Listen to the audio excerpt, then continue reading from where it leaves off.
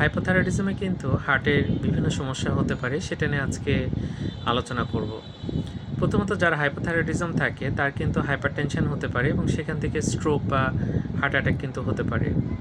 এছাড়া দেখা যায় ব্র্যাডিকার্ডিয়া পাওয়া যায়, অর্থাৎ পালস কিন্তু নর্মালি 60 থেকে 100 থাকে, এদের ক্ষেত্রে কিন্তু দেখা যায় 60-এর কম পাওয়া যাচ্ছে পালসটা। আরেকটা বিষয় সেটা হচ্ছে যে এদের পেরিকার্ডিয়াল ইফিউশন হতে পারে। পেরিকার্ডিয়াল ইফিউশন হলে কিন্তু বিভিন্ন সমস্যা হয়। অনেক সময় দেখা যাচ্ছে যে খুব অস্থির লাগে বা খারাপ লাগে। তো পেরিকার্ডিয়াল ইফিউশন কিন্তু পাওয়া যেতে পারে।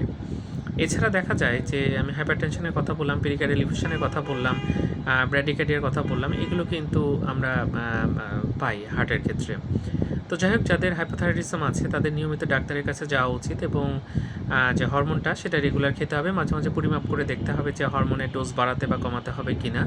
নাহলে কিন্তু হার্টের বিভিন্ন রকম সমস্যা হয়ে থাকে। এছাড়া ইসকেমিক হার্ট ডিজিজ হওয়ার চান্স কিন্তু বাড়ে, হার্ট ফেলিওরের চান্সও কিন্তু বাড়ে। ইসকেমিক হার্ট ডিজিজ থেকে হঠাৎ করে কিন্তু মৃত্যু ঘটতে পারে, তাই আমাদের সতর্ক হতেই হবে। ধন্যবাদ সবাইকে।